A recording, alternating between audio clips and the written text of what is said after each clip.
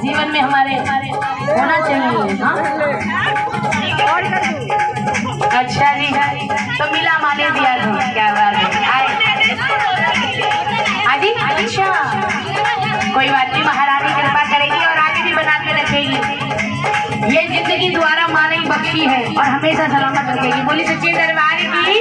और सुनिएगा, माथे पे मुकुट वासावे